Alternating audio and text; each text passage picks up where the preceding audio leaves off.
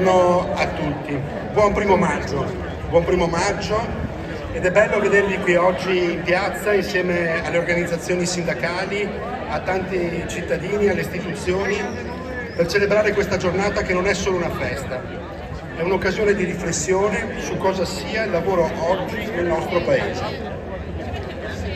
Quest'anno il primo maggio è dedicato alla sicurezza sul lavoro.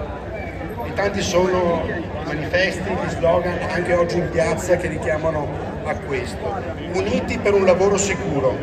Non è solo uno slogan, è un appello a cui dobbiamo rispondere con responsabilità e determinazioni. Perché, come ha sottolineato lo stesso Presidente della Repubblica qualche giorno fa, il lavoro in Italia fa ancora troppe vittime. Nel 2024 abbiamo registrato 1090 morti sul lavoro. Sono 3 morti ogni giorno, un numero che racconta di una strage silenziosa e quotidiana. Oltre 580.000 sono invece gli infortuni che avvengono ancora nel mondo del lavoro. Nel Veneto sono state 79 le vittime, 16 solo nella provincia di Padova. Tutti numeri che ci dicono una cosa semplice: le leggi da sole non bastano se non vengono fatte rispettare. E allora dobbiamo chiedere della Repubblica, ancora lui lo ha detto chiaramente: un lavoro non giustamente retribuito è una violazione della dignità umana.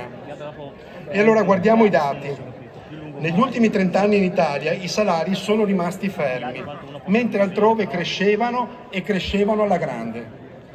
Dal 1991 al 2021 in Italia si segnano più... Viva il primo maggio!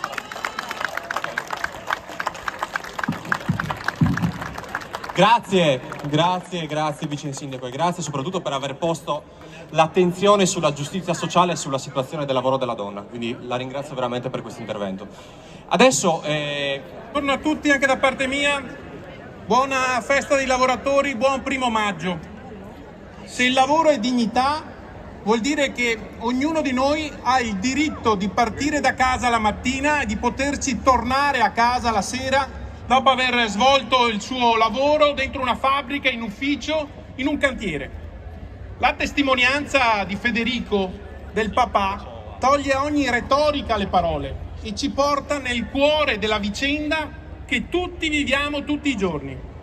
Allora, le risorse messe a disposizione servono se vengono spese, altrimenti sono bei proclami da dire in pubblico: ci sono ulteriori milioni di euro a disposizione dell'INAIL.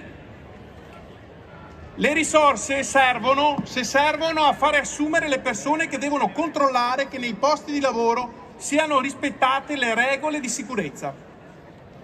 Nessuno deve quindi permettersi più di non tornare a casa o di tornarci menomato, ma è un qualcosa su cui dobbiamo lavorare incessantemente tutti insieme, a partire dalle forze sociali, dai sindacati che ringrazio, forza dialettica nei confronti delle istituzioni per migliorare non solo i posti di lavoro, i luoghi in cui lavoriamo, ma anche per sensibilizzare.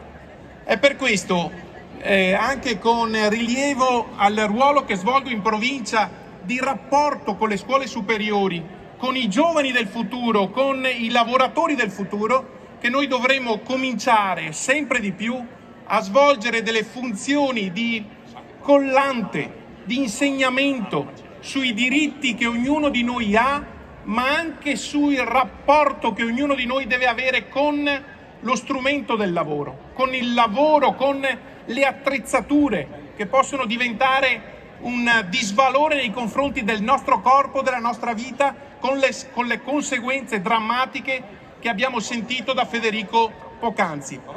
Gentili ospiti, istituzione, care amiche e cari amici, care compagne e cari compagni, da questo stesso palco, l'1 maggio del 2018, tenevo il mio primo discorso da segretario generale. Il tema era la salute e la sicurezza. 12 giorni dopo, a Padova, ci fu il grave incidente delle acciaierie venete. A causa della rottura di una siviera, una colata di acciaio fuso investì 4 operai. 2 di loro persero la vita, Sergio Todita di 39 anni e Marian Brato di 44. altre 2 rimasero gravemente feriti. È stata per me e per l'intera Camera del Lavoro un'esperienza emotivamente forte. Non voglio essere frainteso, ma fa la differenza limitarsi ad apprendere di un incidente e viversi l'incidente. Febbrili giornate di attesa, Sergio e Marian che lottavano ustionati tra la vita e la morte, ricevere la notizia del decesso, partecipare ai funerali, vedere piangere bambini, ragazzi che il giorno dell'incidente avevano salutato il padre convinti di ritrovarlo al termine del lavoro e che invece non lo avrebbero più rivisto. Ed infine la disperazione delle mogli, delle compagne, la cui vita stravolta non sarebbe stata più la stessa. Una civiera caduta perché il pezzo era difettoso. Quegli operai posizionati in un punto in cui avevamo più volte denunciato che correvano dei rischi.